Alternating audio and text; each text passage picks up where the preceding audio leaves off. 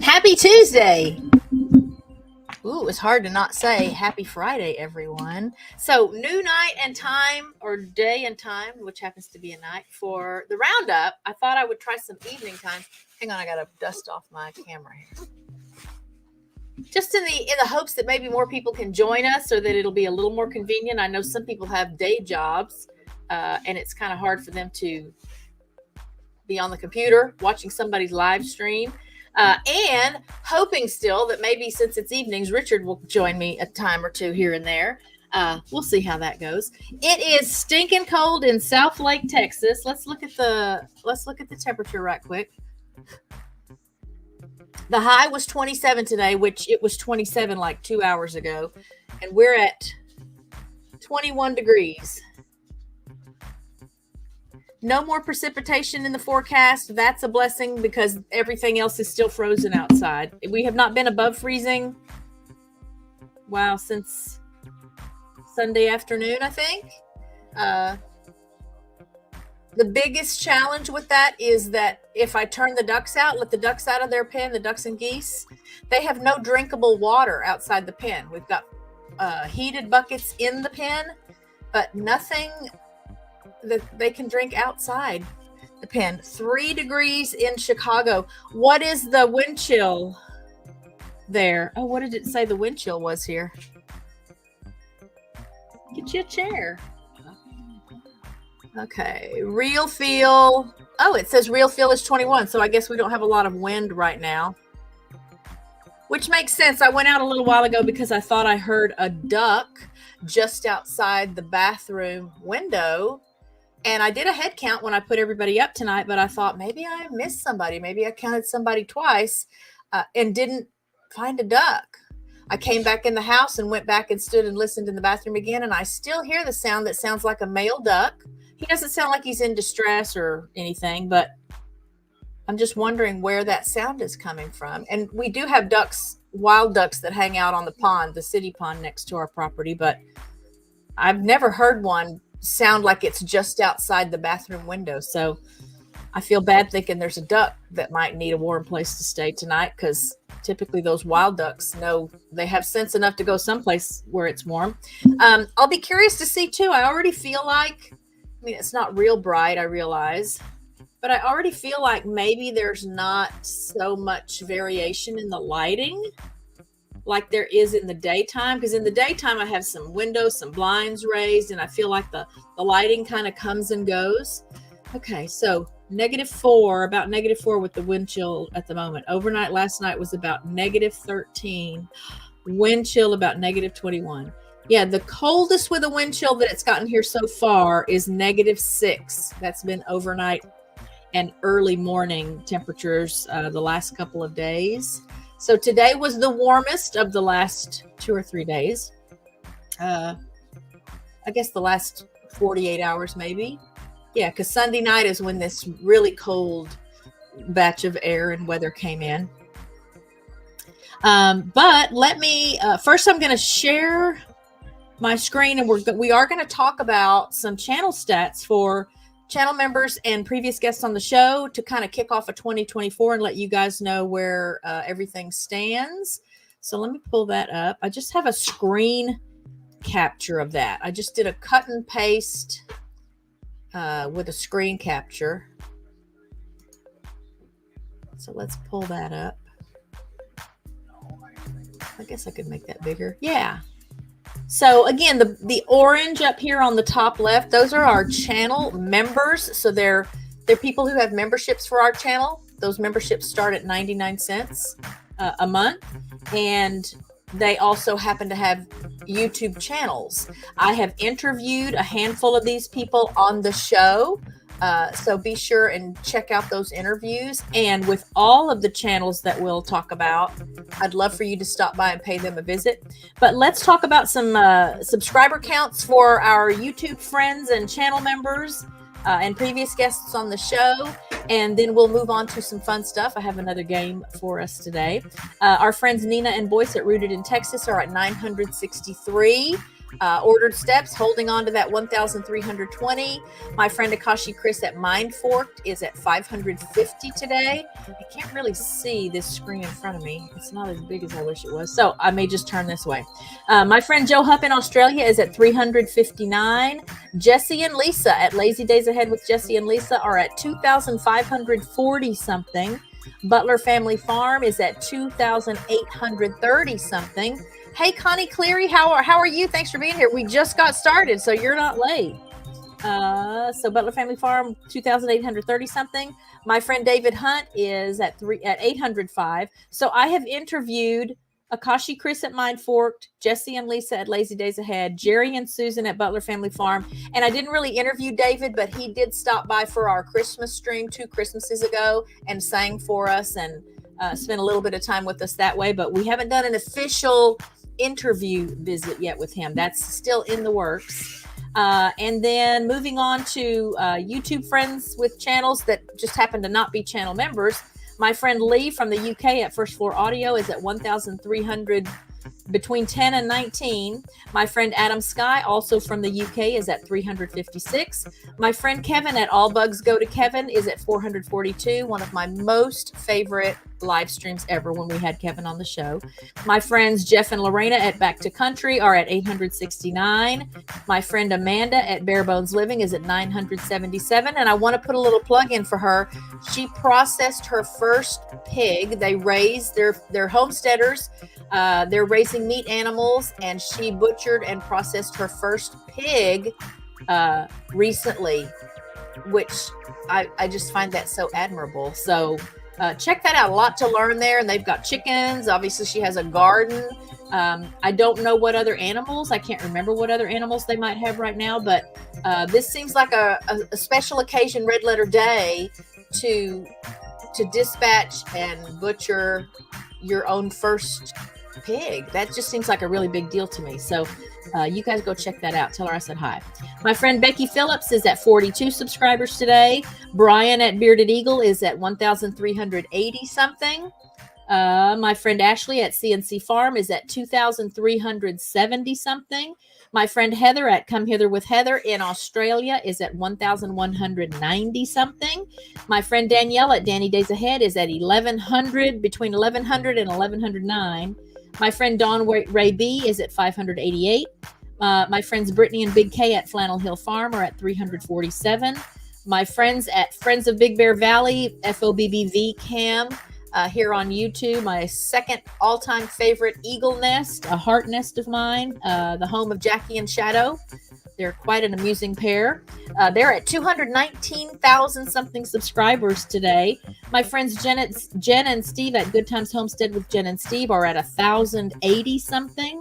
My friend John at Home Bartending with John is at 431. And I'm very happy to announce that he has some new videos up. He took a break. I want to say about 6 or 7 months, he took a break from YouTube, and he's got some new videos up for you. So go and check that out. My friend Kirsten Nelson at Kirsten Nelson here on YouTube, a horse guru, trainer, groomer, anything you want to know about being a horse guardian and caring for horses, you can learn from Kirsten. She's at 259 today. My friend Peter Tragos at Lawyer You Know is at 304 something thousand today. My friend Katie at Mayfield Ranch is at 1,540 something.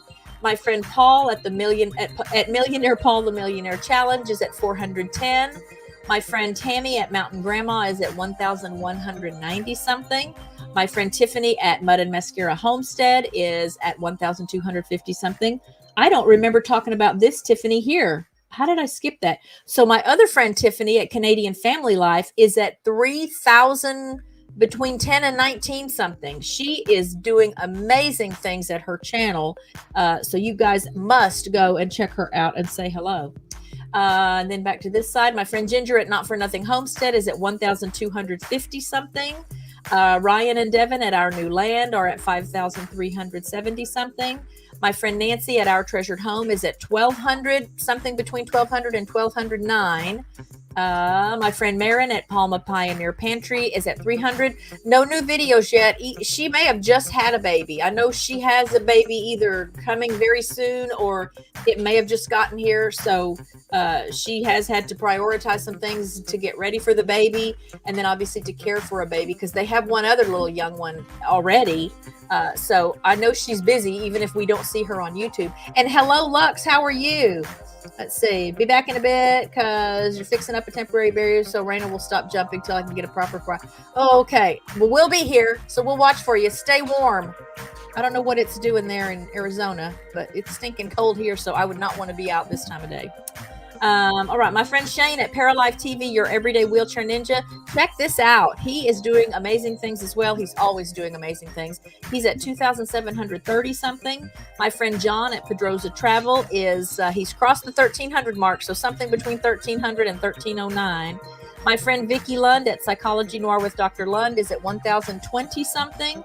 My friends Wes and Jess at Rich New Design are at 667. My friends Ronnie and Brittany at Ronnie and Brittany RB Story are at 887. My friend David at Safe and Sound Texas Audio Excursion, 3,540 something subscribers today. My friend Shannon at Shanster Travels is at 2,820 something.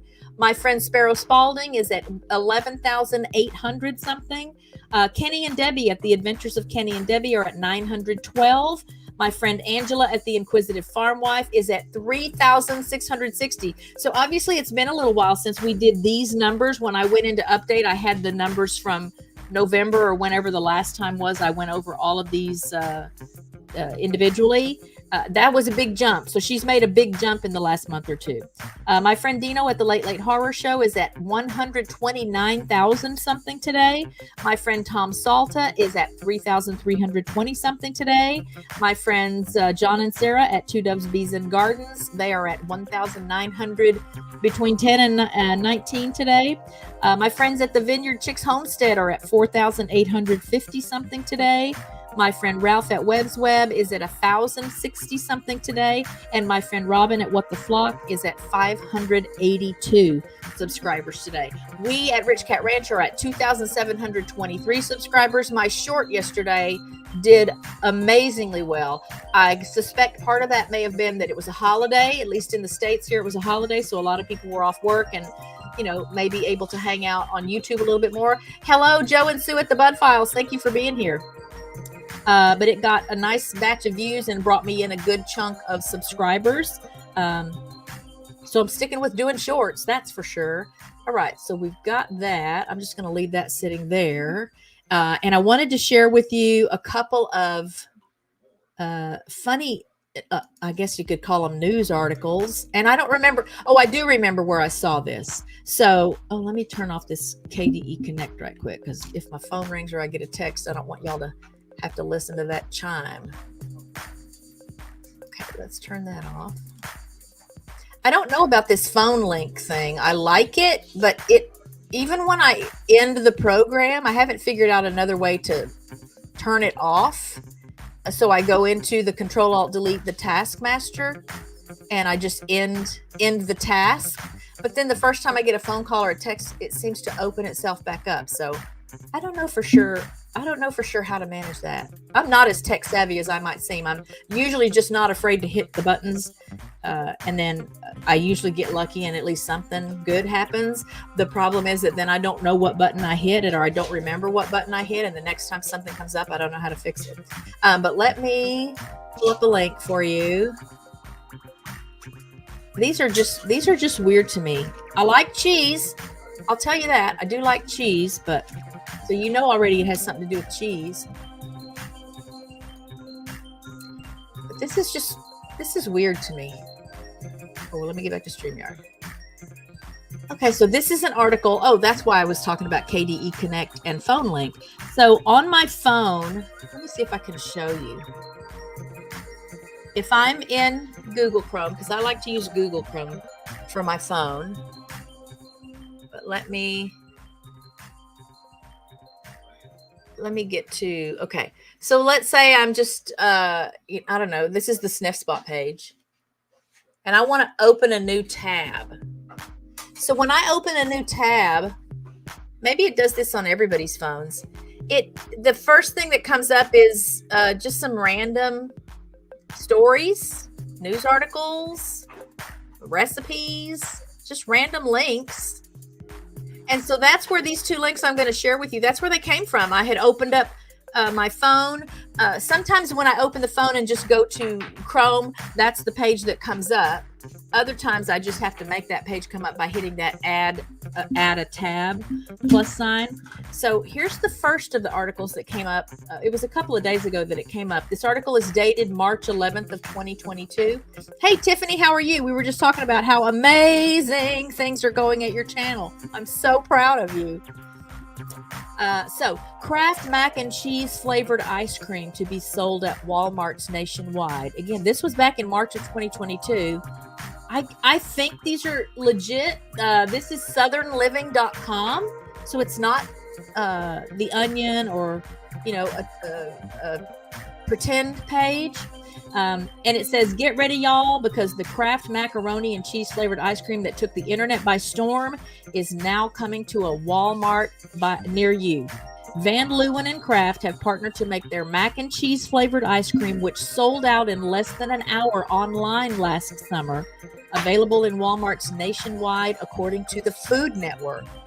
Raise your hand if you have ever eaten or wanted to eat macaroni and cheese flavored ice cream, because that is not on any list of mine to try. And would you try it? I mean, I'll try anything. I would take a bite, but it does not sound appealing to me at all. Let's see. Wondering what mac and cheese flavored ice cream tastes like? Even tastes like? If this reminds you of the ice cream you grew up with, you might be out of your mind, said Van Leeuwen, according to Food Network.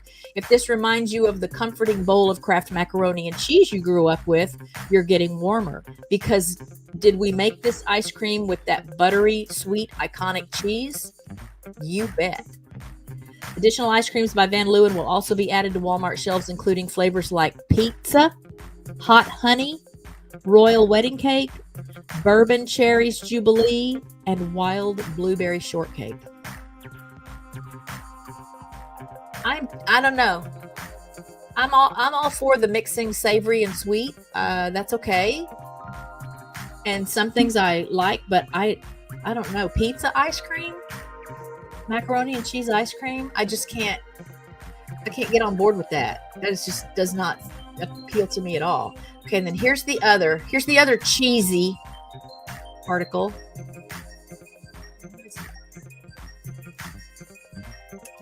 Oh, it's this whole link. Duh.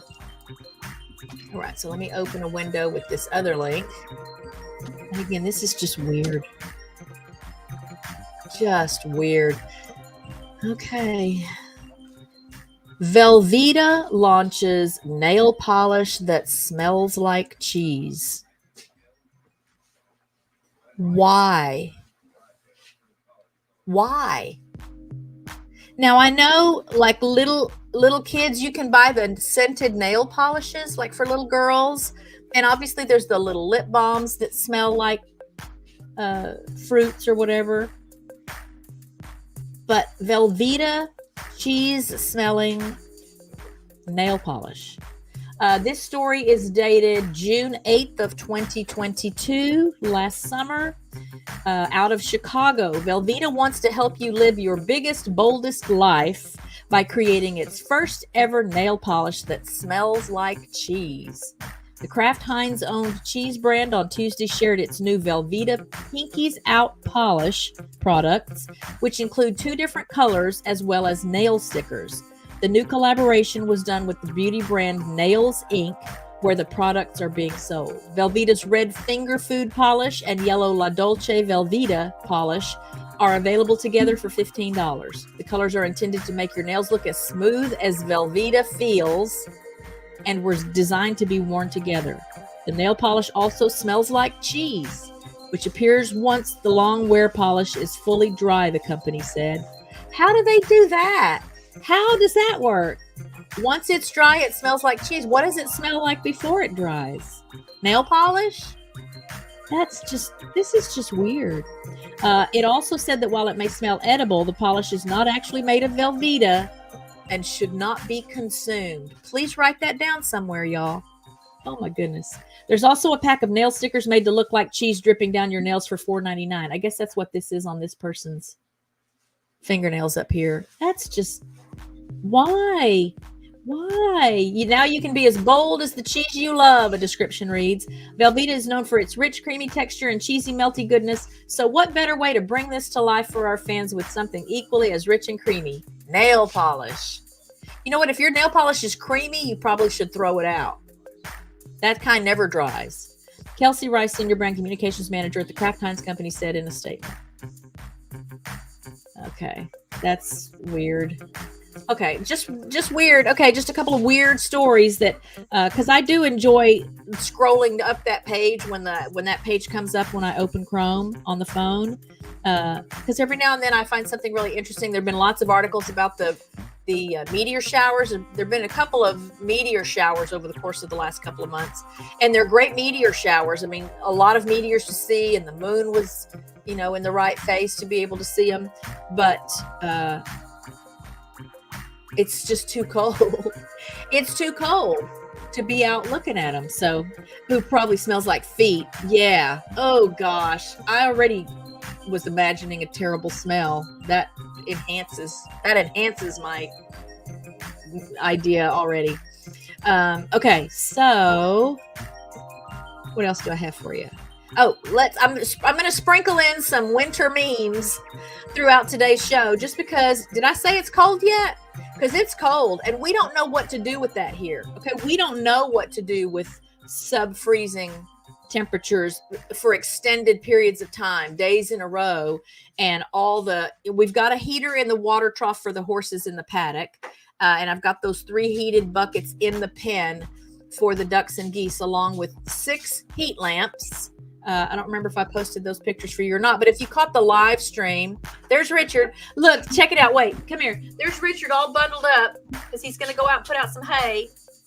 This is what we have to do because it's stinking cold here. Did I say that already? Where was I going with that? Oh, so we're just not accustomed to that. It really isn't something that happens often enough. We did get snow.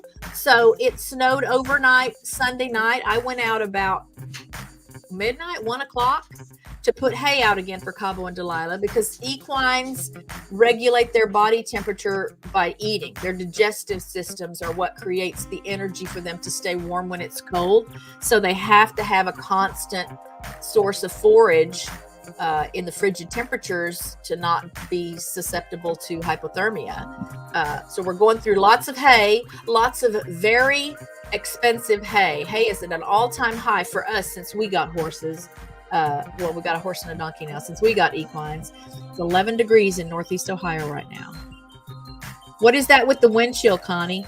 You know what the real feel is? Oh, yeah. I have to layer up so much when I go outside. It's like when the kids were babies, and you'd put on their little footy thing, and then they'd have their little coat and their hats and their gloves and all, and then they can't even move when they get outside. That's what it feels like. It'll be so cold, and yet then I'll be out there in all those layers, and I'm working, and I'm filling buckets and doing physical work outside, and then I come in and I feel like I'm sweating even though it's below zero. All right, wind chill is -6 in Northeast Ohio right now. Golly gee willikers, y'all. Okay, so let's find a meme to share. Here's our first meme. Let me bring this back up. People in the South when temperatures dip under 60 degrees. Yep, that's not a lie. Oh, I wanted it this way, didn't I? Yeah, there we go. That's not a lie. Again, we don't deal with it often enough to know how to survive it. And the power, we've not had any reports of power outages. We haven't had any power outages here. Let me peek at the fire. We've had a fire going in the fireplace for at least the last, I want to say 4 or 5 days. So we're going through firewood as well. Fortunately, we have lots of firewood here on the property that we can harvest. But Richard and I have both been splitting logs, and he's been out with the chainsaw cutting logs to bring for us to split. The winter weather really gives me what for as far as my arthritis. So I don't know how much of my hands hurting is just arthritis related to the cold, or that I've been out there with that. What does that sledgehammer weigh? I bet that sledgehammer weighs 25 pounds.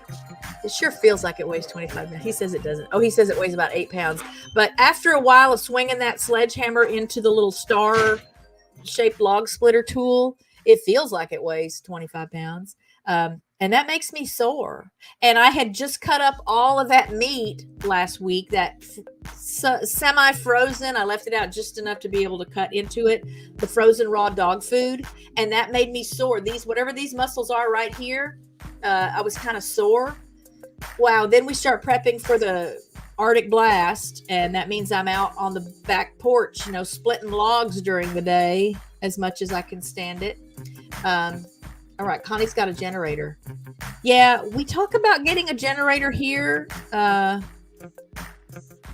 think we could do without, and technically the ducks and geese, as long as they have a windbreak, as long as they're not exposed to the wind or wet. So if they're not going to be out getting wet and impacted by the wind, they are very hardy animals. And over the course of the year, as we move closer to the temperatures that are going to be uncomfortable for us, they put down their little downy layers under their feathers. And so technically they don't need those heat lamps. And I know that, but they're my babies.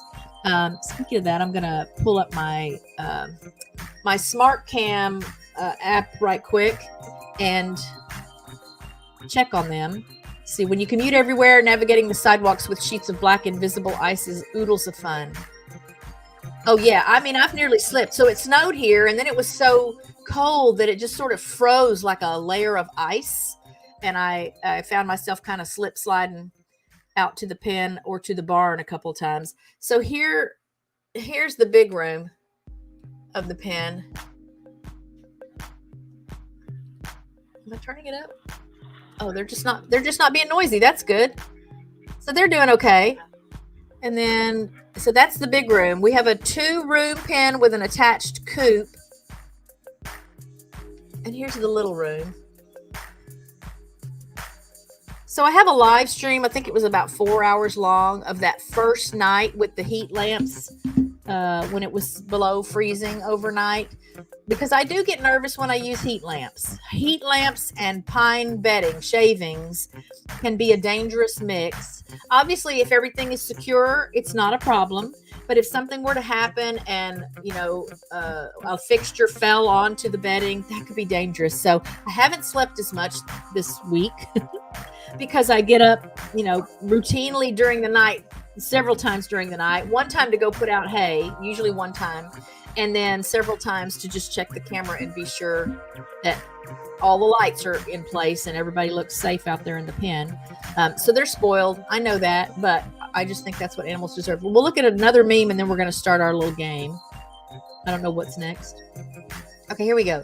Texas weather be like Wednesday. Check it out. That's what it's like. Wednesday, you're in shorts and a short sleeve shirt. And then the next day, you're buried under the snow. Sometimes it's not even a day between. Sometimes it's not even Wednesday and then the next day, or whatever day and then the next day. Sometimes in the morning, it's one way, and then by the evening dinner time, it's the opposite way. And then the next day, it's, warm again. And that can even happen this time of year. I mean, we've had Januaries that were short sleeve weather. Maybe it's like that everywhere, but it's so frustrating here. And so because it's been so cold, everyone here has been advised to leave their faucets dripping and leave their cabinet doors open, so that heat from the house can get in and keep the pipes warm. Our house does not have good insulation anywhere, windows, nothing. So we've had the faucets running, And I'm already, I can like hear the cha-ching, cha-ching, cha-ching of what our water bill is going to be next month, just because of these few days of having to leave the water running. Because if you've ever had like a leaky toilet, like inside the tank of your toilet, if something doesn't seal right and it's like constantly running, and every now and then it flushes itself because the constant running means water's going into the bowl. And then when the bowl gets a certain level, it flushes. You got to fix that, because that can cost you hundreds of dollars over the course of a month just to have a slight leak in your toilet. So I have no idea. I'm just really stressing out about what that's probably going to mean for next month's water bill, that we have literally had 2 bathtubs and 3 sinks, because the kitchen sink is running.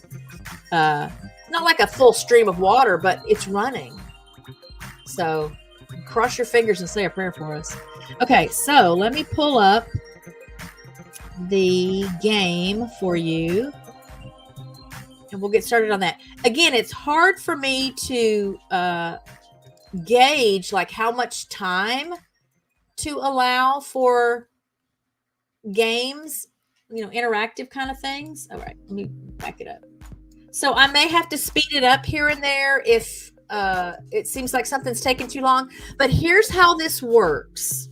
So you're going to see batches of images, a picture of an item, and you have to say what that item is used for. Your answer must be wrong. So if you know what the item is, hang on a second. Serena, please stop. If you know what the item is, don't say what it really is. I do, after each picture, I do tell you what it really is and what it's used for. But the fun of the game is to see how creative you can get with what it could be used for that's not its real use. Every now and then I know somebody won't know what the thing is, and they make up something that's actually what the thing does. So that's okay. But the goal here is to be wrong. We want to be wrong. And then what I want us to try and do is, after we see all of your responses in the chat, then we'll all kind of vote and see which one was the funniest or the most creative, those kind of things. I want it to be interactive, and I want us to all play together. So we're going to have a few pictures, and then we're going to move on to the ACROMANIA part of the game, which is still, you have to do wrong answers. And I'll have a description that comes up on the screen on how to play the ACROMANIA. Hello, Texas born and raised. How are you? Thanks for being here today. Anyway, so when the ACROMANIA comes up, it's still going to be wrong answers. So put aside your natural inclination to give the right answer for the things you're going to see, because we want to do wrong answers and then try to decide who we think has the most interesting or funny or creative or wacky response to what you're going to see. So let me get this started. Again, wrong answers only. Here's the first part of how it'll work. So make guesses and craft responses for what you see, but be sure each guess or response is wrong. Okay, here we go. Can y'all hear the music? So, what do you do with this thing? Oh wait, I'm not showing you. Dang it. Hang on. I forgot to put this back up there. I'll put myself down here. I don't know that you need to see all this again, but I made it for y'all, so I'll let it play. So now you'll see the images. So it's wrong answers only. Make guesses and craft responses for what you see, but be sure each guess or response is wrong. Let me take my little logo off of there.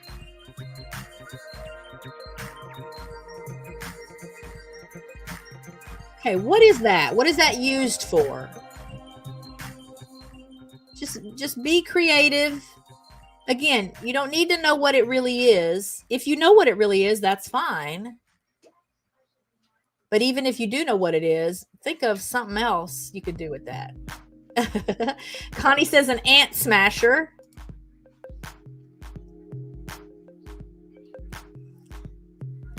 What else could we do with that? I'll just pause it there. A doorstop. Yes, you guys are figuring it out because it's not either of those things. Do I need to run it back so you can see it again? Oh, where'd it go? It's not an ant smasher and it's not a doorstop, but those are right answers because they're wrong. Anyone else have a guess? When Richard looked at it, I'm trying to remember what he said. He said something that was funny.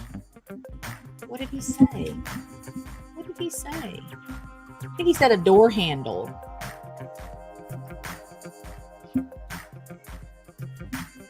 No other guesses? So let's see what it really is. And you can keep guessing. So even after I show what it is.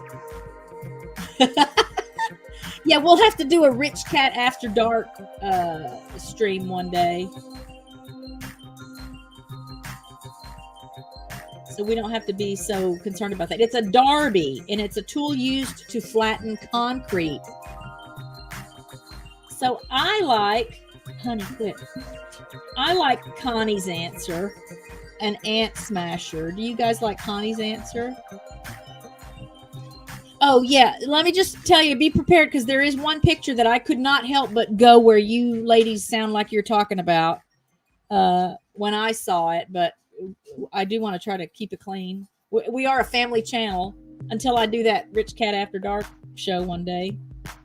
All right, so here's the next thing. What do you do with that? Or I could just say, what is that? You don't have to tell me what you do with that. You could make up something also for what it is.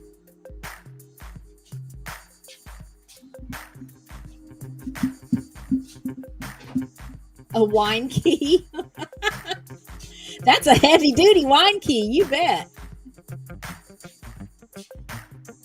Any other guesses? You guys want to look at it a little more? A pineapple corer?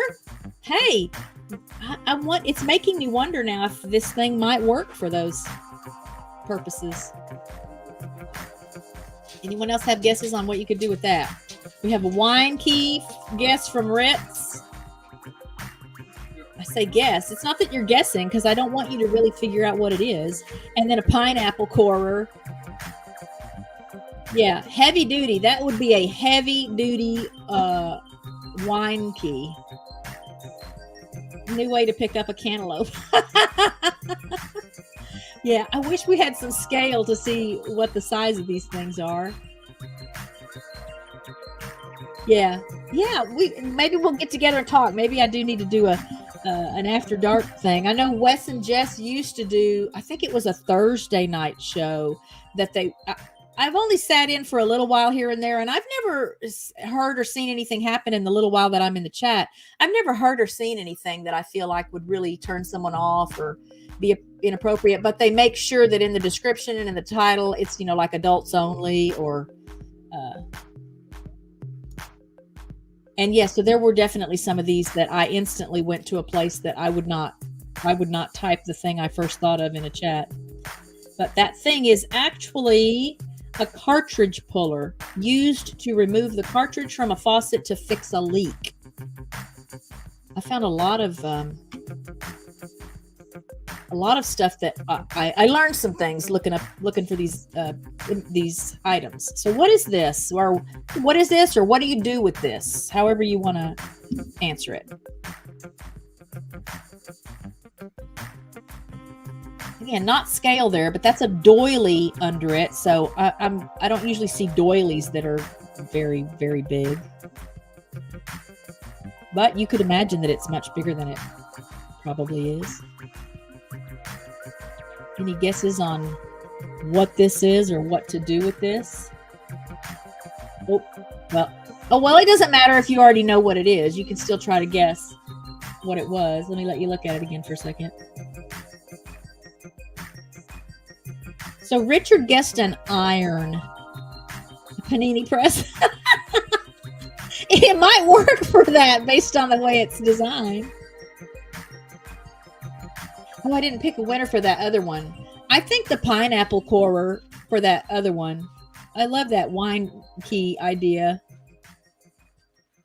I'm a wine lover, so I could definitely take advantage of having a nice heavy duty industrial wine key. Oh, okay. So for this one, Tiffany says a panini press. Connie says a shoe weight.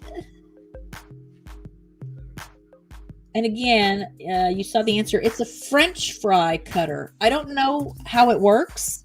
I have a couple of videos. I guess I could have looked for that for y'all. I have a couple of videos for a couple of the things I'm going to show you. I think we're going to move into the ACROMANIA here now. I think Connie's shoe weight is actually the funniest thing there. Okay, so ACROMANIA. Let me pause this and get myself off of the screen for a second. Oops. Okay. So for ACROMANIA, oh, I forgot about this whole bar here thing. Let me run it back a little. For ACROMANIA, you have 60 seconds to compose a witty, creative phrase and acro based on the displayed letters. The first letter of each word in your acro must match the corresponding letter in the acronym given. So I'm going to show you some common, widely known acronyms, but you have to think of something else, some other phrase or sentence or name or title that those letters could stand for. Okay, it's still moving. And again, you'll have 60 seconds. I may fast forward it if I feel like it's going too slow. But the first one is ASAP, which up top it shows you it actually stands for as soon as possible. But what else could it stand for?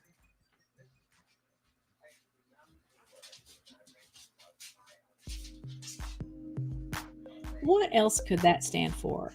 And keep in mind that words like of and the and for, you don't have to have the letter for that. So, some things where you've got 4 primary letters.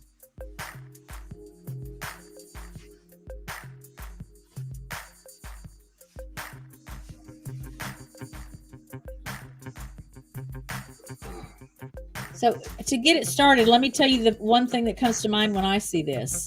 Always stealing apples peacefully. Just something silly. What did you say for ASAP? Oh, I think Richard said something for ASAP that we couldn't put in chat. Didn't you? I said, what did you say for ASAP? And then I said, oh, wait, I think you said something that I couldn't put in the chat. As soon as pooping. Hey, Paul, how are you? Thanks for being here. As soon as pooping. Yeah. There you go. I'll let it keep running. You guys can keep guessing if you want. We'll just let these play through. Again, on the top right, shortly after you see the letters, I'll tell you what it actually stands for. A sociopath always. Oh, no. A sociopath always parties. SPCA, which actually stands for the Society for the Prevention of Cruelty to Animals, which is a good example of what I just meant. The Society for the Prevention of Cruelty to Animals. So those little words you don't have to worry about those little words. Good, Paul. We're trying to stay warm here. That is a challenge because it is stinking cold. I think that's probably the 6th or 7th time I've said tonight that it is stinking cold here. What else could SPCA stand for? Richard says you can't say his.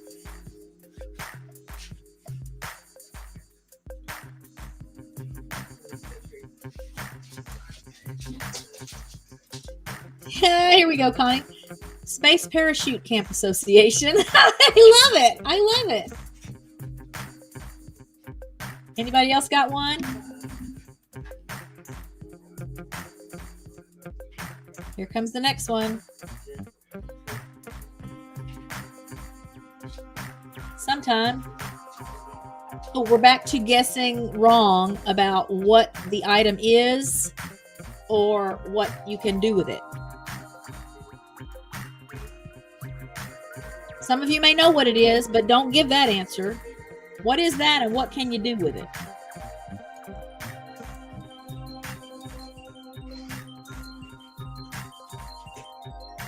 Yeah, Paul, I was saying, I don't know if you were here already. I was saying I need to do like a Rich Cat After Dark sometime, and we'll have a no holds barred. You can say whatever you're thinking in the chat. An ice cream maker, a back scratcher. Looks like something to remove something else. Technically, it is. A butt scooper 5,000. You should probably see your doctor if you need one of these, right?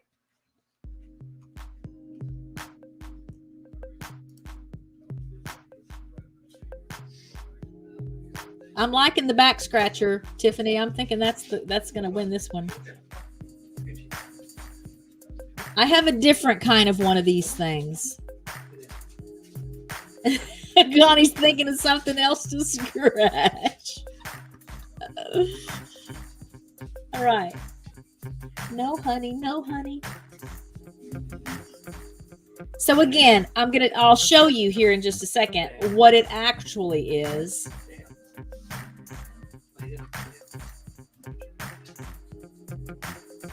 It is a curry comb used for removing dirt out of a horse's coat or for cleaning brushes used for grooming.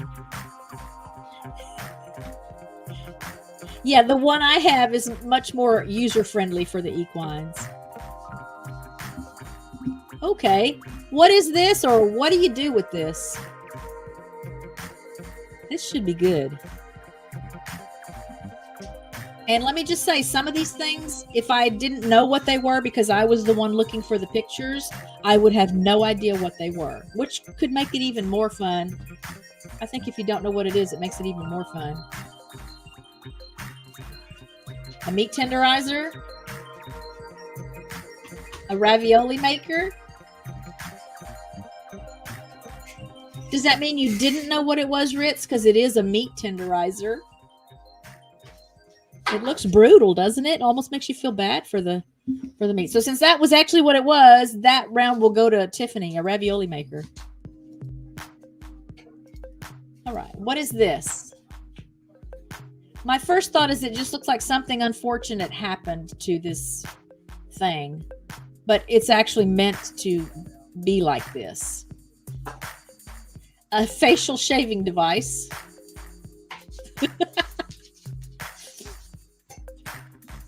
Oh, did your mom have one of these?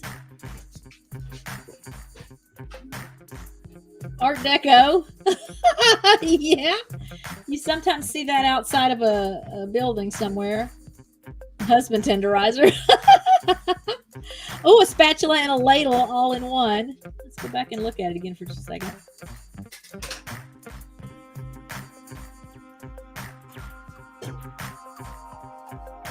Oh yeah, look, Nightbot's helping me out here, which I don't get because I've never been able to get Nightbot to work. But yeah, if you will, smash that like button for me, friends. High-priced art piece, yeah. A spaladle. Let's see what it is. Ritz is going to win that one, though, a spaladle. Because that's just a clever combo word anyway.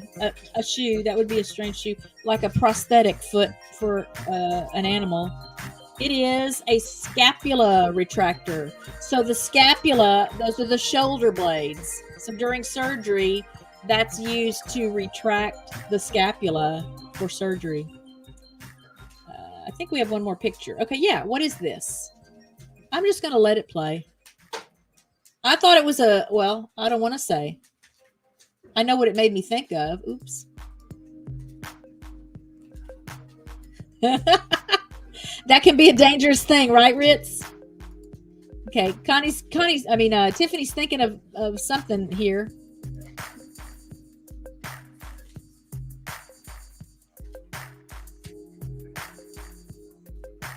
Now, some of you may know what that is. Maybe you've used that before. It is a sit-on-it device. It's a tart tamper. I wouldn't have known what that meant, so I found this little video for y'all. Disregard the little messages that come across the screen in a minute to say, order yours at whatever, wherever it said. So you put your little pie crust in there and flour the end of the thing, and you press it in to make your little tart pastry, your little like pie crust things. He had one of the big ones too. So a tart tamper. I said I'll have to rotate. Yeah. All right, so here we go with some more ACROMANIA, which actually stands for the British Academy of Film and Television. Oh, what did that say? Look at that. So British Academy of Film and Television Arts. But what else can you do with these letters?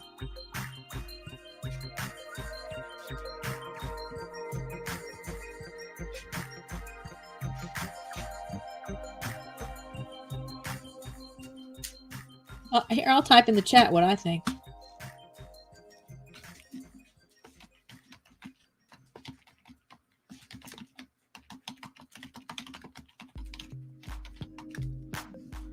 Bring all the fudge to the afterlife.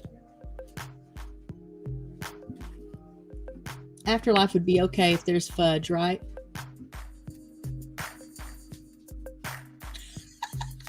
I can't get that image out of my head, Tiffany.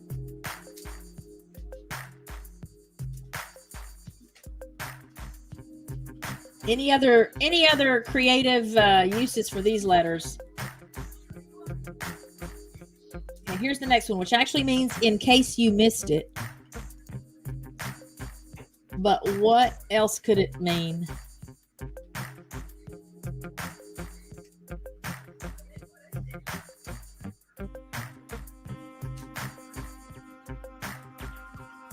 You try to think of something?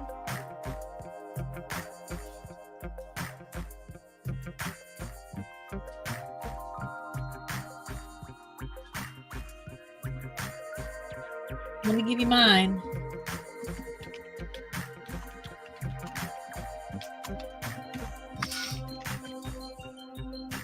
I cleaned your muddy igloo.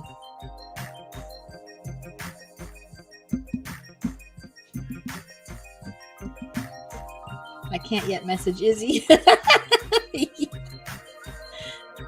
I thought this would be a challenge just because it had that Y in the middle. But that's part of what makes it fun. I think we're going back to pictures now. Okay, here's the one I was talking about. I'm sure some of you know what this is, but when I first saw this picture, I just thought, okay, that's not the first thing I thought of. Ice cream, yogurt, mini ices. Yeah. We're going to give that one to Tiffany, though. I can't yet message Izzy. What is this thing? What do you do with this thing?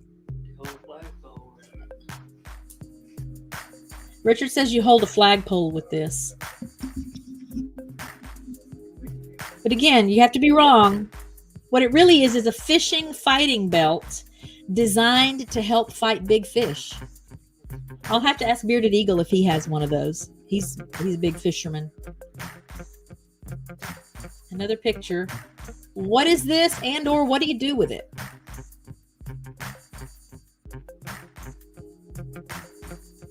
When I first thought a new style guitar.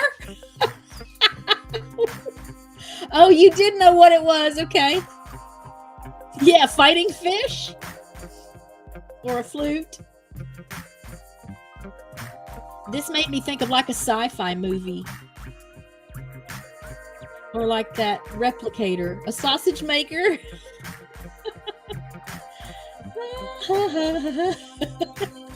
It was a block ice shaver.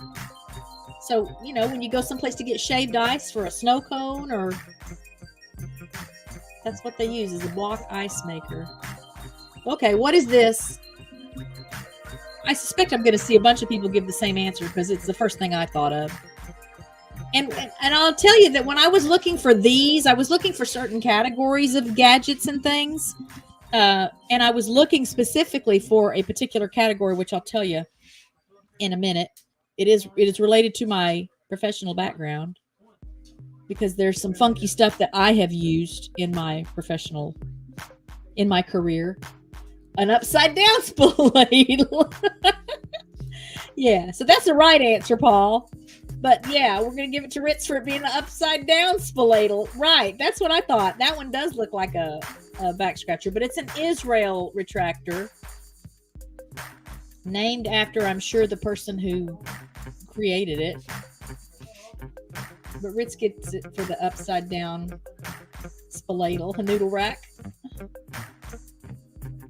Oh, then I started again? Oh, yeah. An Israel retractor used in orthopedic surgeries to retain edges on an incision, wound, organ, or tissue. Let me just tell you, there are some medieval torture-looking devices that I have used in surgeries before, and that's what I was looking for. So what does this stand for?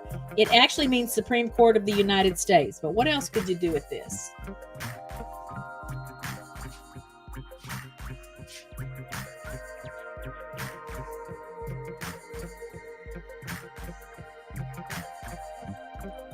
They probably did, yes. Are you glad you didn't see it? Tiffany's insides are turning now.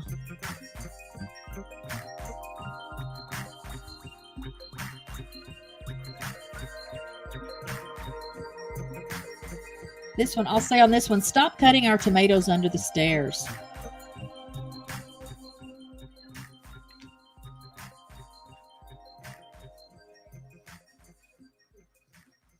You don't have a guess?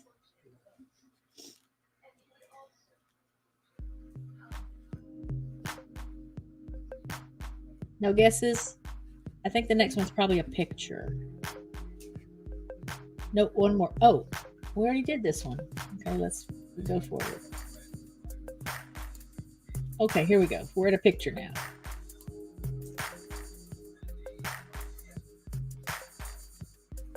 Sorry for the duplicate.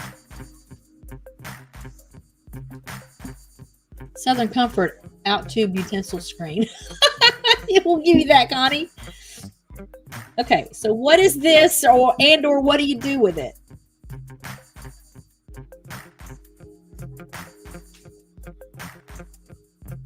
Some of you may know what it is.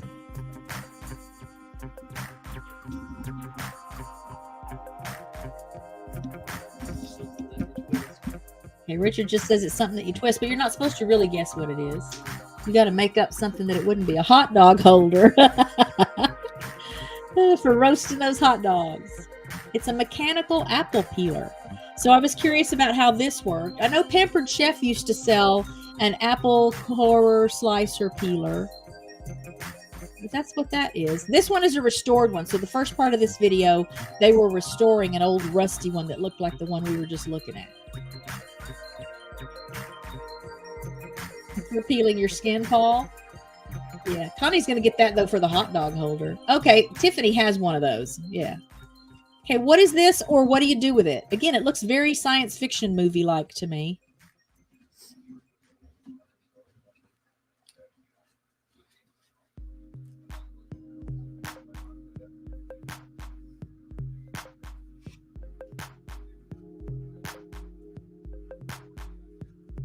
Tiffany says a toaster.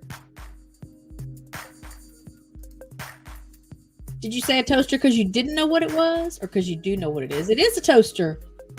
Isn't it? It's a cute little toaster, wasn't it? How cute is that? I bet those people had an avocado-colored refrigerator, too. A New Wave microwave. Yeah, so Connie gets that one. New Wave microwave. It was a bread toaster.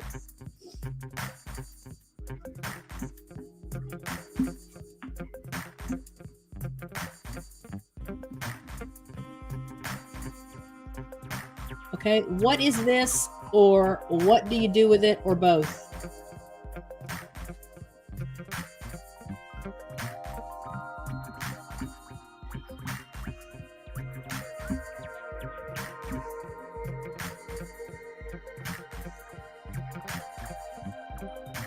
Any guesses? It's hard, isn't it? This is a lesson in being a grown-up here tonight, isn't it? A toenail clipper. Oh, those would be some gnarly toenails, right?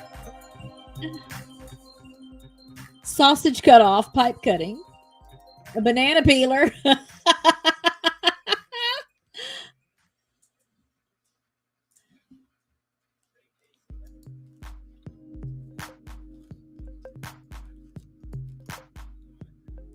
A candle cutter. a wick trimmer, but for the whole candle, right? It is. So Paul knew what it was, I think. It is a tailpipe cutter. You wrap around the tailpipe and turn a few times to cut and remove excess length neatly. Never seen one of those till I started looking. But I think I'm going to give that to Ritz toenail clipper because the image I have in my head of the kind of toenails that would require that sort of a clipper. So here's NCAA, which actually means the National Collegiate Athletic Association. What else could you do with this?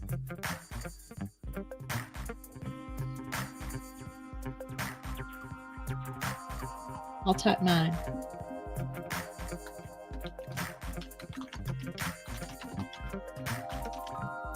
Not carrying another anteater. I'm not doing it. No crust at all. Yeah.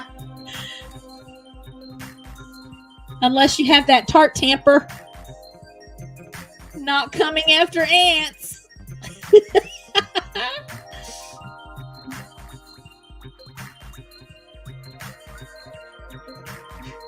So this ACROMANIA game, guys, there was an online game. So back in the 90s, it was really popular. I mentioned this on, I think, the Saturday Live I did. I would log in to play the game, and there would be hundreds of people playing. So DARPA, which actually stands for Defense Advanced Research Projects Agency. But what could it stand for in this case? Let's see. And I'm going to give that last one to... I'm going to give that one to Tiffany, the candle cutter. Oh, wait. No, we already gave that one. Yeah, we already awarded that one. We were doing the acronyms. No crust at all. I'm going to give that one to Ritz. No crust at all. But what else could DARPA stand for?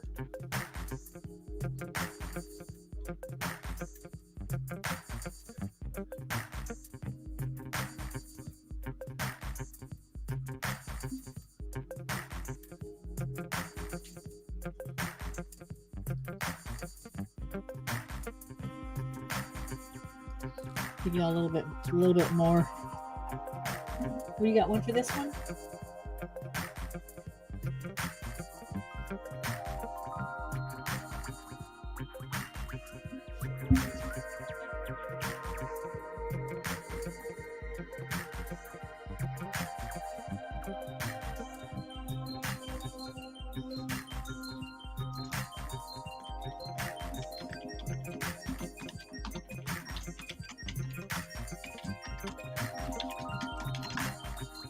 Okay, here's Tiffany's.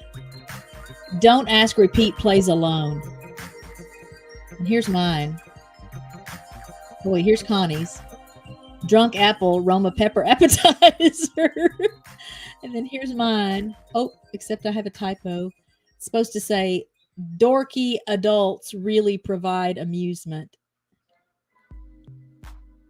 Disregard that number 4 that's in there. Drunk Apple Roma Pepper Appetizer. I'm going with Connie's. I can tell y'all that right now. Oh, let me go ahead and let it play through. Drunk Apple Roma Pepper Appetizer. Oh, I think it's more pictures now.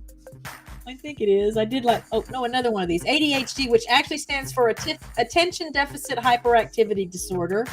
No offense to anyone who may have to deal with this, yourself or someone in the family, but it's a common acronym. So I wanted to use common acronyms, knowing that you would likely already know what it really is, so that you would be able to think of something that it's not.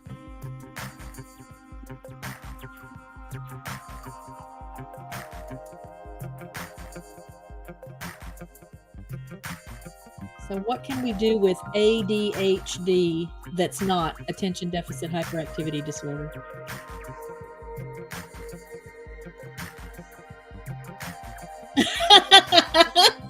Adult diapers hold dope. Oh gosh, yeah.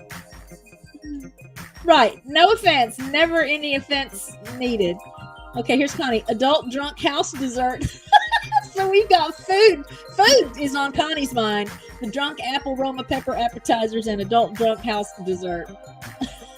Drunk house. Is the drunk house the same as a bar?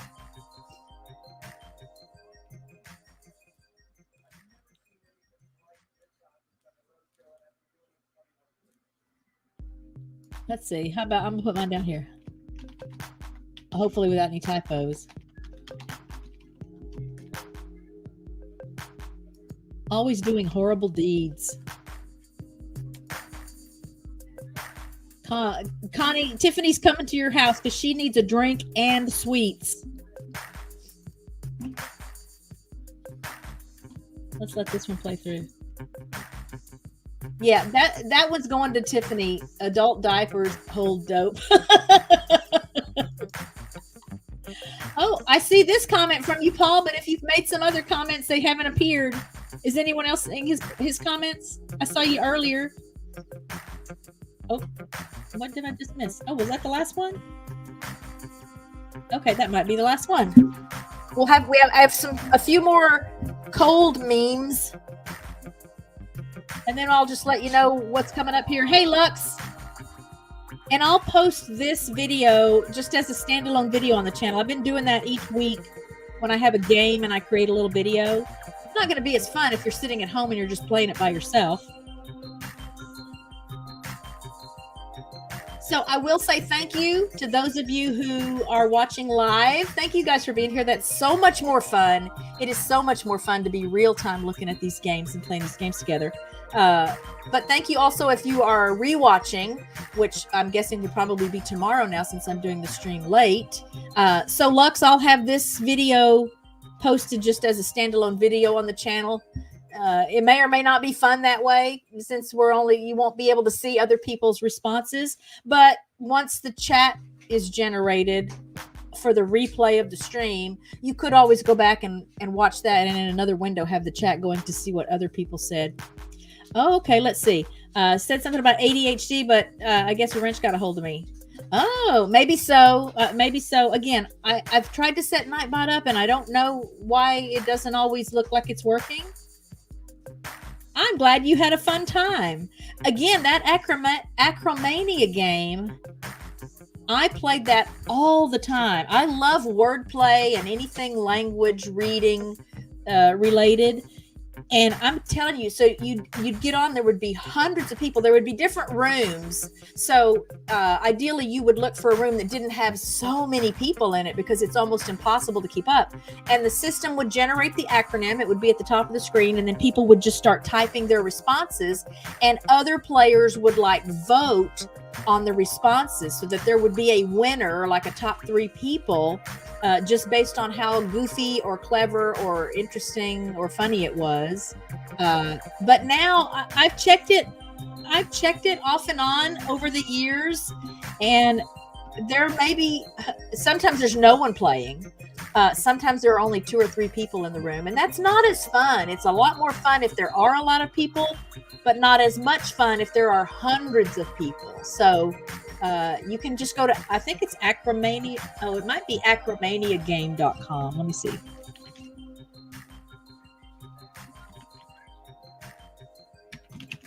Oh, that's not what I wanted. I just want to find the link, and I'll put the link in the chat. Yeah, ACROMANIAgame.com. So I'll put this link in the chat, and let me show you what the site looks like. Oops.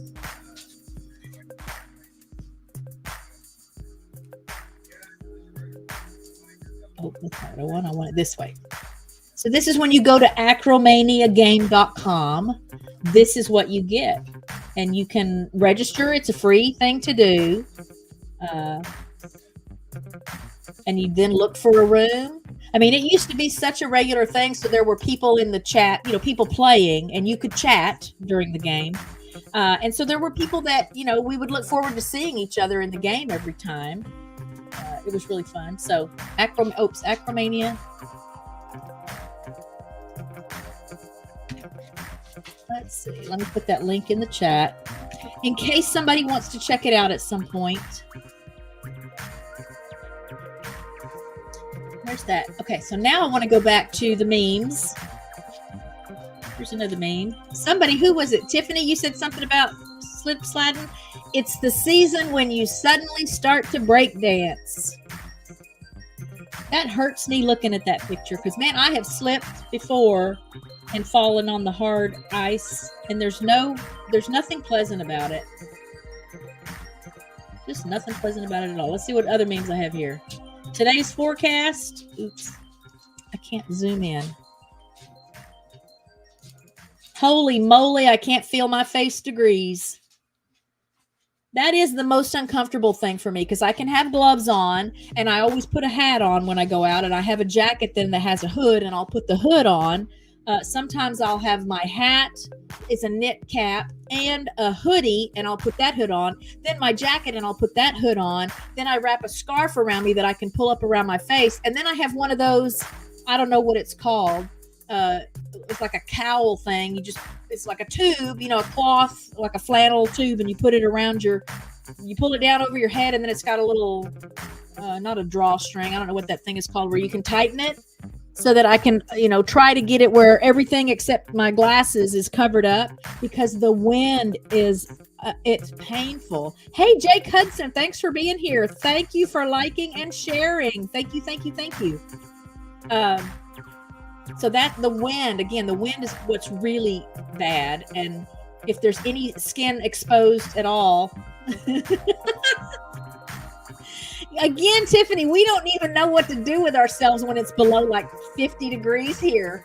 And we're talking about how cold it is. So right now I try to keep the thermostat at 68 or 69, even when it's super cold, but it's still cold in here, even with the heat at 68 or 69. And the biggest reason I keep it at 68 or 69 is because like every degree higher that I raise it equals $100 more a month on our electric bill. I'm not kidding.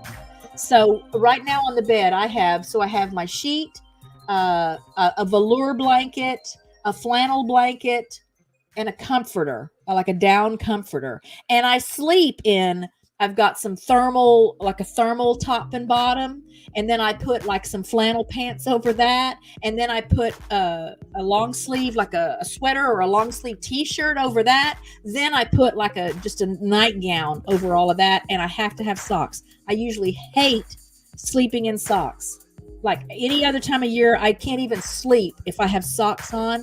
But it is so cold to me right now that it's uncomfortable to have my feet uncovered. I've got 2 pairs of socks on right now.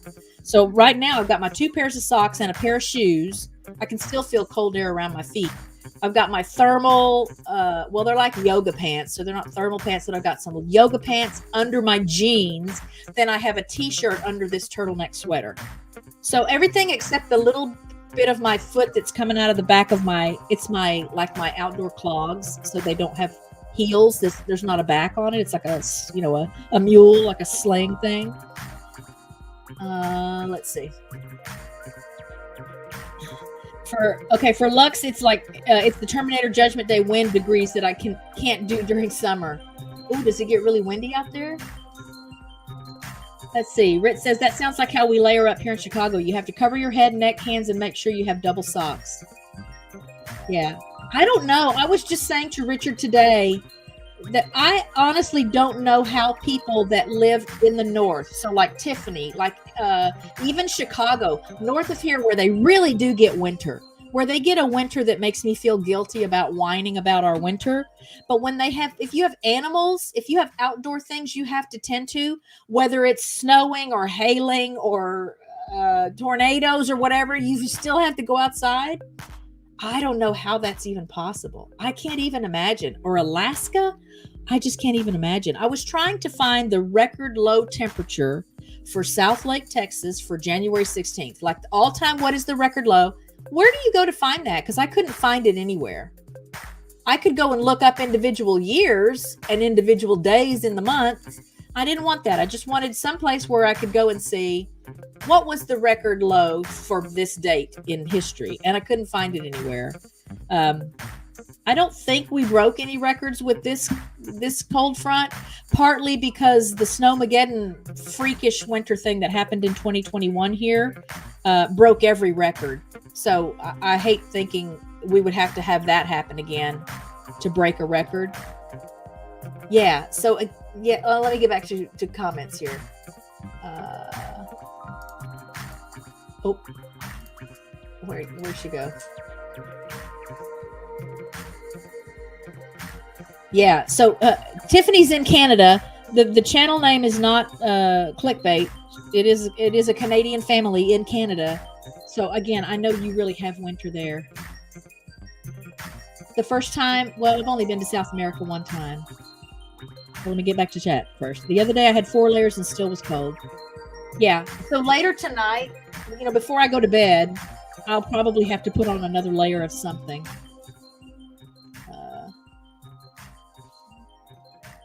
Yeah, I know you can kind of get acclimated. And even there, yeah, even there, it's so much colder here. Okay. Friends in Wisconsin and Minnesota that always slam how I don't know what winter really is. Whatever. Yeah. So when I went to South America, let me put myself up here. I think I've told this story before. It was September because it was Labor Day weekend. It was the weekend 1997 that Princess Diana died. And I think it's the first time I ever flew first class anywhere. I was dating a guy that worked for Sabre. And he would literally call me like on a Friday morning and say, hey, you want to go to Banff this weekend? Or, hey, you want to go to Santiago this weekend? Am I going to say no? So I packed stuff. We get off the plane in Santiago, Chile, and it was winter. It was like, I forgot that September here, fall here is cold down there. So I had to buy a coat as soon as we got there because it was freezing cold. But not as cold as it is here now because it's stinking cold. Okay. Let me get back to my memes. Okay. Here's the next meme. Yeah, this is when it gets real. I'm pooping in the house today. So I'm pleased to say we have not had to clean up a lot of pee or poop, but it has been cold enough that even my dogs, who will beg to go out anytime someone is even within 6 feet of the back door, have not been as interested in going outside. And I'm not letting them out without their sweaters. Yesterday, they had to have their coats on over their sweaters to go outside because I just thought it was too cold for them. Again, because they're not used to that. They're not outside dogs anyway. Let's see. Lux has a stat for me. South Lake got down to -8 in February 12th of 1899. Woo! I'm hoping we don't break that record anytime soon. Okay, Tiffany says, like I said, it's strange hearing Kat talk about layers, but with these wacky weather patterns, I can understand why. Yeah. Weather opposite in northern and southern hemispheres. Wild. Yeah. Okay, so again, this one, it has happened a time or two, but I can't really blame them. It's frustrating still for me. And we've still got, little baby Keela. I say baby. She's about 8 months old now. But she's still learning how to dog. And I think that may be who's doing it, because Serena, the other dogs, the bigger dogs, will still come and whine. If it's like I'm still sleeping or I'm working on something, they'll come over and whine to get my attention. So I know it means they need to go out. But she doesn't quite know to do that yet. She'll linger by the back door. But if I'm not here to see it, or I'm working on the computer, or, or it's early enough that I'm not out of bed, I don't know if she's wandering around by the back door. And then after a while, I think it's probably her that just finds a place to do it inside because it's just been too cold. She loves being outside. Like, this girl could live outside and play 24/7. It's even been too cold for her. Okay, let's see what else I got here. On a positive note, I haven't seen any mosquitoes in days. That's funny because it's true. Let's see. Oh, nope, there's that. Oh, is that really all of them? Let me go back to my folder. Make sure I got them all. Oh, no, here's a few more. Okay, that was just the next thing. So let me open this. The video was just the next thing I had in the folder. Okay, so here's one. Hey, Elsa, the cold bothers the rest of us. OMG, I saw a couple that have Cane Corso and Borbell puppies. I don't know how to say that. When I was getting meds for Teddy. I'll have to look those up. I know Cane Corsos. Damn pests, I love that. Yeah. I mean, you got to take the bad with the good. So if at least we don't have to deal with mosquitoes for a little while because of this weather, there's a silver lining. We're going to HEB. Need anything? For those who may not know, HEB is a grocery store chain. I don't know if they're all over the country or not, but they've been in Texas for a long, long time. There hasn't been one in our area, but I think I heard there is an HEB going up in Keller in the not too distant future, which is basically where we do everything. A lot of great things to do here in South Lake, but it's kind of a ritzy, poshy kind of a place, and Keller is more of has a small town feel, even though it's not a small town anymore. And so we're in Keller a lot, and I think it's Keller that I heard there's going to be an HEB. But I'm going to trust that you guys know who these people are. I just thought that was kind of funny. It's so cold outside, I just farted snowflakes. The cold air just outside waiting for you like this.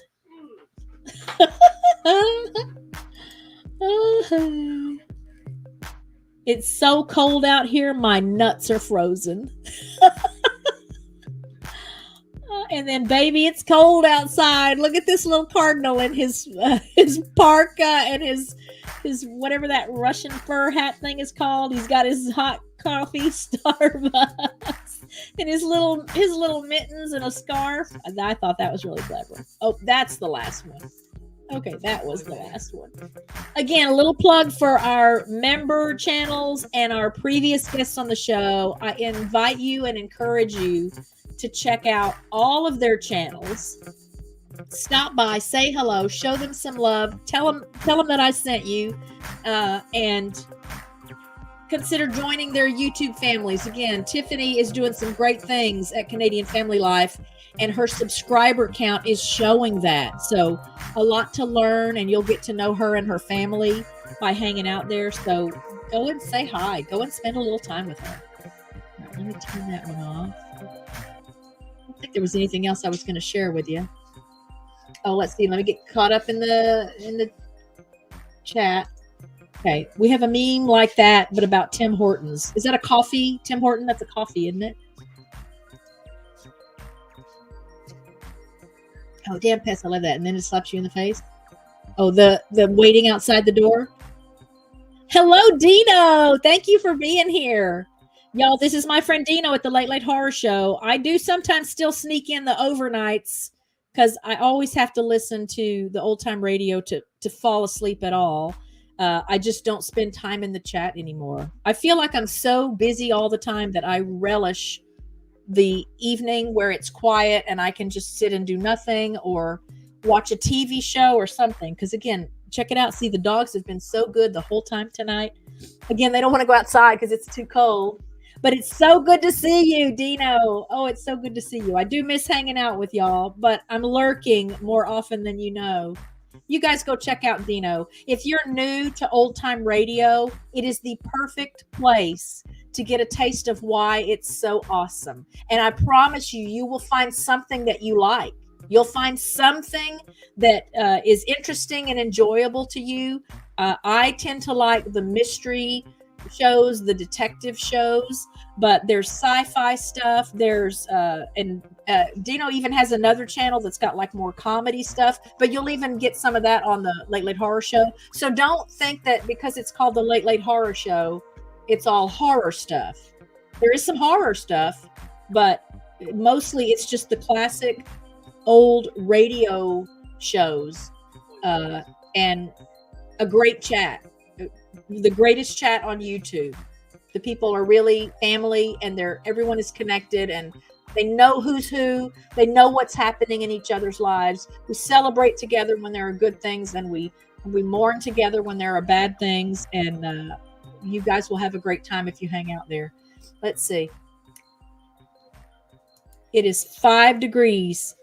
5 degrees where Dino is, y'all. Yeah, that's how I know Connie. I know Connie from Dino's channel. Oh, yeah, let me get you a link. Hang on.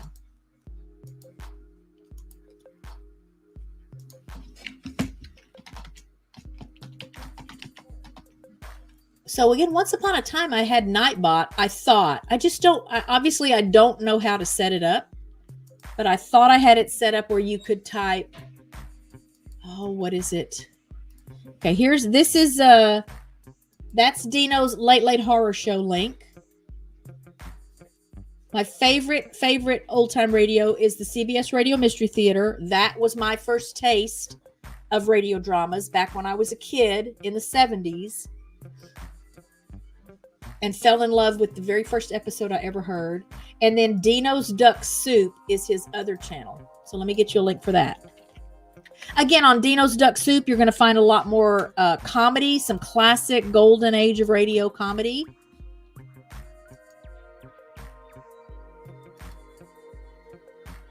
All right, here's the link for Dino's Duck Soup.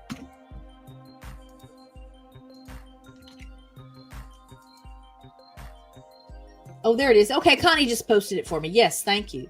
But again, I can't remember even now what the prompt was to get Nightbot to drop your link if you have a channel. Because I tried it in a stream or two and it didn't work. Nobody could get it to work. So I just don't know enough about how it works. I'm surprised again to see it popping up every now and then asking y'all to click the like button because I didn't even remember that I set that thing up. You too, Dino. Stay warm. Okay, yeah, there's Dino's Duck Soup. All right, so Tiffany has connected with you, Dino. All right, Tiffany says, I know I'm younger, but I remember listening to that kind of stuff on the radio. Yeah, so I had an old transistor radio. The CBS Radio Mystery Theater started in 1974. It ran to 1982, right? Is that right? Yeah. And it came on, I guess it must have come on around my bedtime or maybe even after my bedtime. So I was born in 62. So I'm, junior high, 12-ish, 6th grade or whatever age. And I had to sleep with my little transistor radio under my pillow so that I could hear the show through my pillow. Because if my mom had known that I was still awake after bedtime, I would have gotten in trouble. But I had to listen to the show. And then back in the FTP file transfer protocol days, I spent about 6 years downloading every episode of the CBS Radio Mystery Theater. So I have just on CDs, and this is back from like late 90s, 1997, 1998, and the years, before and after that I was doing these FTP transfers. You could just get onto these servers where people were sharing their old time radio files. And it took me like 6 or 7 years to get every episode downloaded. I'm missing one of my CDs. I'm missing like the 1981 B or whatever. Some of the seasons have 2 or 3 CDs to get all of the episodes on it, because I don't think CDs could hold as much data now as the CDs now back then. But let's see. Lux says, I'd love to hear the original radio broadcast for War of the Worlds so I can understand why so many people panicked. Oh my gosh. I'm pretty sure that Dino has it on his channel because he's played it, and it's at least been a part of like an overnight. He does overnight live streams every night, y'all. 12 hours of old time radio. And there's usually a theme behind it. So it'll be a mystery collection, or it'll just be the CBS Radio Mystery Theater, or it'll be the detectives, Johnny Dollar and Richard Diamond and Nick Carter, those old radio shows. But I know on more than one occasion, he's had like a little hodgepodge mix and match grab bag of stuff. And the War of the Worlds broadcast is there. So let's see. I want to see something. I'm going to run a search.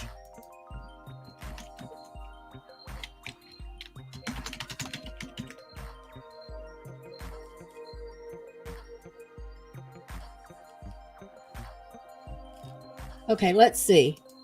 Let's try this. So when I just run a search for that, here is a standalone video that comes up from 3 years ago on Dino's channel.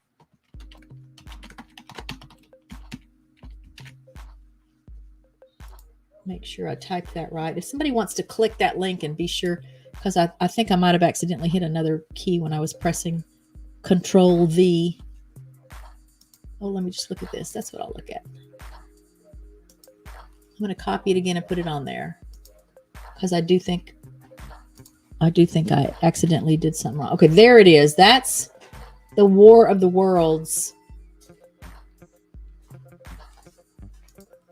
link that comes up when I just run a search for War of the Worlds. Again, he's got some overnight, some 12-hour streams that include that original War of the Worlds, Orson Welles.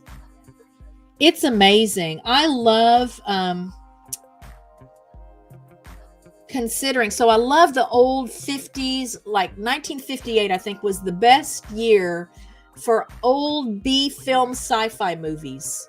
So creative. Some of the things were so out there. And some of my favorite old movies are those late 1950s, but particularly 1958. Like when Peter Graves was huge, like he was in everything. And I love thinking about how terrified people were in audiences at the theater watching those old movies, even though we watch them now, right? And we think, oh my gosh, that is so cheesy. That looks so fake, because we're spoiled now with all the computer stuff that's available to us where you can't even tell what's real and what's not real.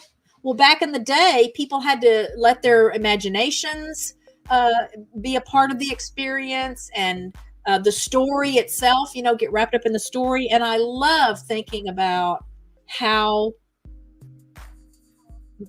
terrified the audiences back then would be at some of these movies that we look at now and just think, why was that ever a big deal? Why did this movie do well? So if you take yourself out of the present day and all the fantasy computer generated stuff that we have access to now, I think it's easier to appreciate just how brilliant these movies were. And the stories, it relied so much more on the story and the characters, because they didn't have all the special effects, computer graphics and stuff. Okay, awesome, Lux. So put that on your to-do list, give it a listen, and let me know what you think. And then subscribe at Dino's channel. Leave him a comment. Let him know you met him here in the chat tonight, and that you were looking for that particular radio broadcast. Connie found Dino's channel by the way of The Mummy and the Monkey several years ago.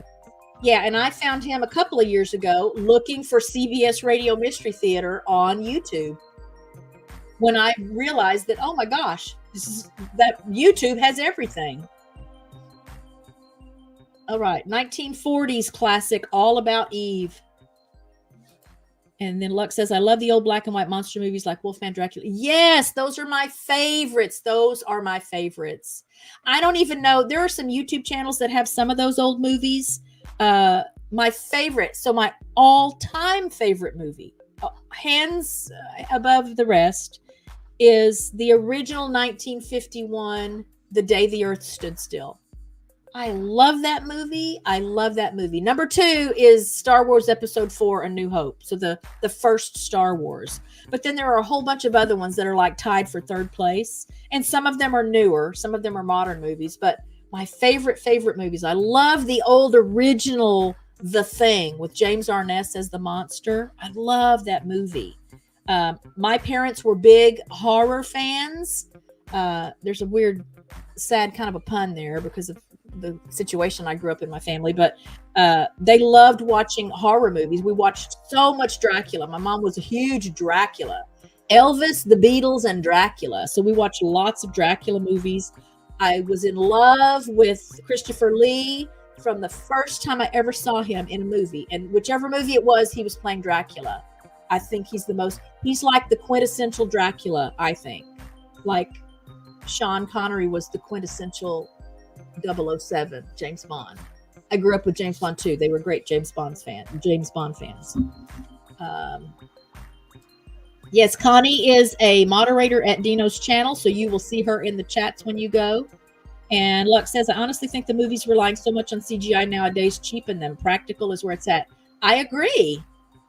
I mean, it's neat, and it's what a time we live in, again, that you can go and watch a movie and you can't even tell. There's like no line anymore between reality and fantasy. If you can imagine it, you know, it can be put on the screen. So that's neat to me. But you know, when you see one too many movies where everything is about cars exploding or, you know, explosions in general, that's just one thing it irks me sometimes to see movies where there's so many explosions. I mean, you'd think that on the road every day you should be seeing a half a dozen cars explode, you know, just because it happens so much in some of the movies. Yeah, some of those old horror movies, they're awesome though. They're awesome. Most new movies do suck, but some of my favorite sci-fi, I'm just such a sci-fi nerd. I love the old radio mystery, the CBS Radio Mystery Theater. Some of those have a sci-fi theme. And I love like X-1 and Escape. Again, there are some of the other ones that have a little more of a sci-fi twist to them. But some of my favorite movies, some of the newer ones that are my favorite movies are Contact, the Jodie Foster and Matthew McConaughey movie. I love that movie. And as corny and cheesy as it sounds, The Day After Tomorrow with Jake Gyllenhaal. Now, one of the reasons I love The Day After Tomorrow with Jake Gyllenhaal is because the story is very much like one of Kim Stanley Robinson's Science in the Capital series books called 50 Degrees Below. Is it 50 Degrees Below? I haven't read it in so long. And it's that same concept where, you know, there's a weather catastrophe related to global warming or whatever the premise is. I love Kim Stanley Robinson because I absolutely fall in love with the characters in his book to the point that I am sad and depressed when I get to the end of the story because I have to leave. I have to say goodbye to those characters. Some of them come back in other books here and there, but a lot of times it's, you know, once and done. But that movie, that's part of why I love that movie, The Day After Tomorrow, because it's very much like, I think it might be the second book in the series. I'll have to look up it's called the Science in the Capital series, capital meaning like Washington, D.C. And he bases a lot of his writing. So a lot of his writing is based on actual scientific stuff. If you haven't read the Mars trilogy, Red Mars, Green Mars, Blue Mars, I don't remember if that's the order now. Again, it's been like 25 years ago that I read some of these books. Just again, character development and how detailed the stories are and just how real the interactions between the people are. You absolutely fall in love with the characters. I don't know why that series has not been made into a movie or a series yet. And then Lux says, apparently they're making a TV series for Friday the 13th. Well, you know, there is an old Friday the 13th TV series. It was called Friday the 13th, but it's about a girl and it might have been her brother. And I think they owned it, or they worked at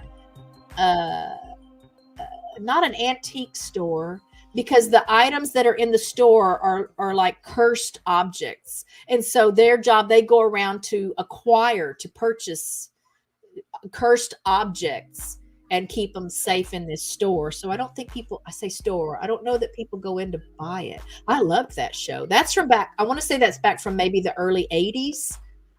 So if there's a new Friday the 13th, I'm pretty sure that's what the name of that show was, Friday the 13th. But if there's a new Friday the 13th series coming out, I'll at least be interested to check it out and see what it's about. All right. Cotty says there's a series on that, Lux, 1987. Yeah, 1987. So yeah, I was thinking it was earlier in the 80s. But again, that show that I'm remembering from the 80s is not based on the Friday the 13th movies with the Jason Voorhees mass murderer guy. It's just these cursed objects. It was neat. It had very neat stories. I really liked the acting. I can't remember who the girl is in the show, but I really liked that girl. It's apparently going to be a prequel. Ooh, interesting. Okay, 86, 87. Awesome. So there's a fun show for you to check out, though, that mid-late 80s Friday the 13th show. I don't know where you can find it right now. I'm sure somebody's streaming it somewhere. I liked the Friday the 13th movies. Okay, I'm making sure I haven't missed any comments that I should comment on. Okay, I don't think I have. I just want to thank you guys for being at the first nighttime Rich Cat Ranch Roundup. I hope it worked for you. I don't know how many new people I might have had that just weren't in the chat visiting. And my goal is just going to be to find times and activities that we can do together that are more interesting and enjoyable, and that we can interact a little bit more in the chat. So if you have a suggestion or a request for a certain kind of game, I'm not sure what I'm doing yet next Tuesday. I think I may have shown y'all my list sometime or another when I told you I was going to be moving the show to a different day and time. I think I might have shown you my list, or at least I talked about my list. Now, where's my list? Oh, here we go. So I'll probably just pick something else off my list, but I'm always open to suggestions and recommendations and requests. And I can always do a combo show. So like tonight, I figure, ACROMANIA is also about wrong answers. So you're not supposed to see NCAA and then type your answer, the National Collegiate Athletic Association. You're supposed to do a wrong answer. So I thought, okay, so that still fits in with the wrong answers concept of looking at those pictures and saying what an object was or what it was used for, but saying something wrong. So I might sprinkle those kind of things in again. The memes might be something I do all the time. I do enjoy memes. My shorts lately are kind of like a memes concept, because a lot of times I will see a meme or I'll think of a meme I've seen over the years, and I try to find a way to turn it into a short. And I'm having fun with that. And you can do that a lot with animals. So I can make the animals kind of the focus of the meme. But as before, I'm appearing in more of my shorts now. That's been fun for me. So I still encourage you guys to check those out and let me know what you think about it. If I need to stop doing it, please let me know. But again, thank you all for being here. Please be safe. Please be happy. Please be well. Please be blessed, and please stay warm. I'm getting plenty of cold for all of us. So I'm tickled for those of you that are used to this kind of weather enough that maybe it's not so stressful for you. Oh, I just see this comment from Connie. Warehouse 13. I love that show. I love that guy. Oh, what's his name? Mick something. The lead guy in it. I just finished watching Bones. All the seasons of Bones, and he's a love interest of Bones in, like season 2 or 3 or something in the earlier seasons. And then he comes back later in the season.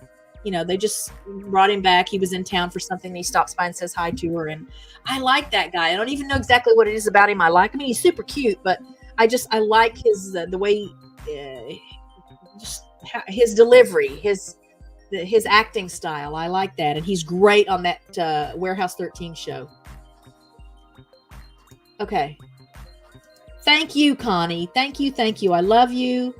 Again, y'all stay warm. I'll leave the chat open for a little bit so you can say your goodbyes. I'm going to make my first trip out. Oh, naturally, I don't have to go make a trip outside because Richard just put on all his layers to go out and put out some hay. Usually about now, he's already asleep because he's got to be up early in the mornings. He tends to cobble and Delilah before work and lets the dogs out.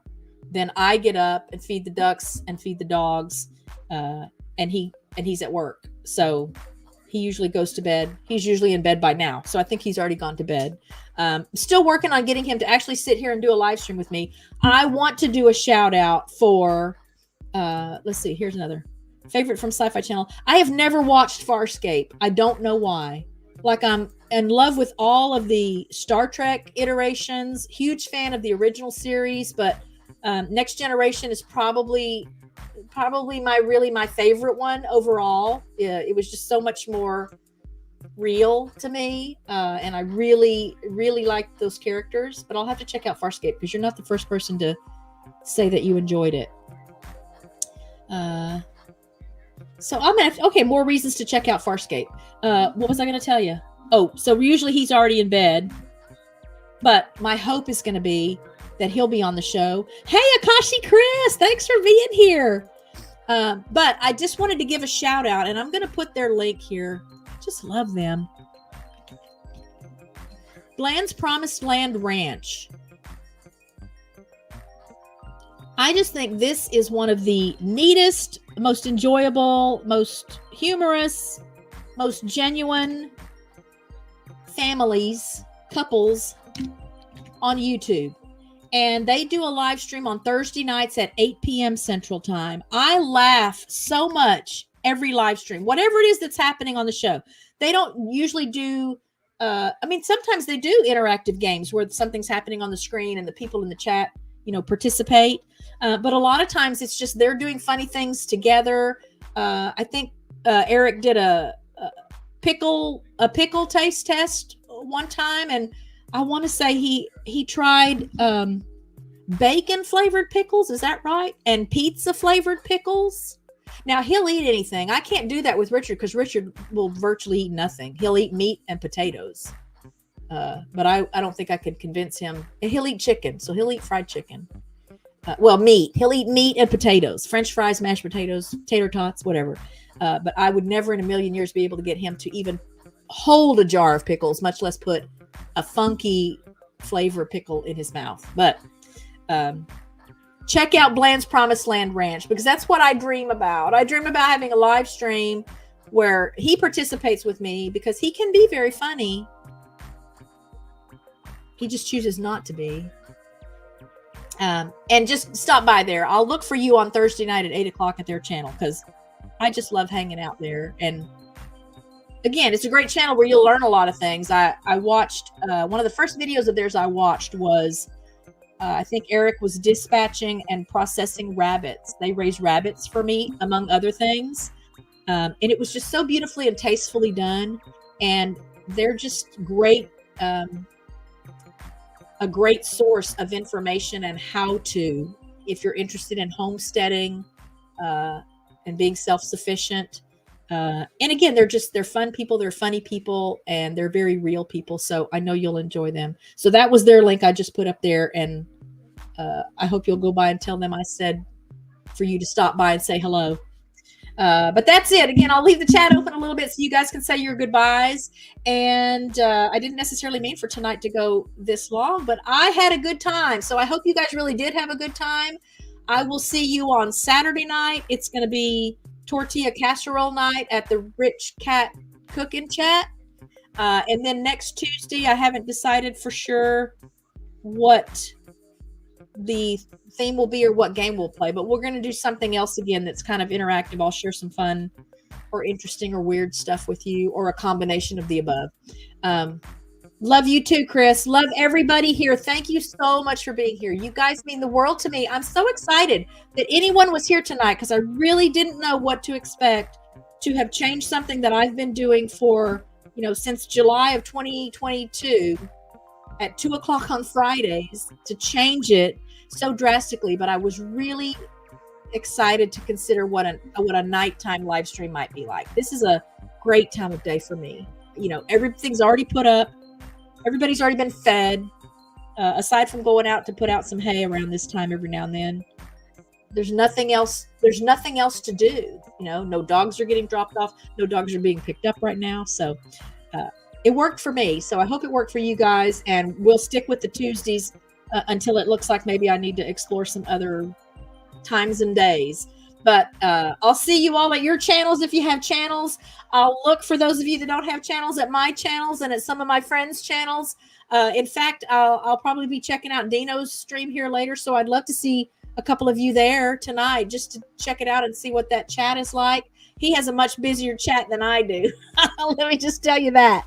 But would that make sense? With 119,000, whatever his subscriber count is now, obviously it's an exponential thing that happens. So not anything I'm ever hoping for my channel, but I enjoy that kind of opportunity at other people's channels. So take care, guys. I'll see you Saturday night. And I think I have a video that'll go up tomorrow evening. All right. Love you all. Bye, friends.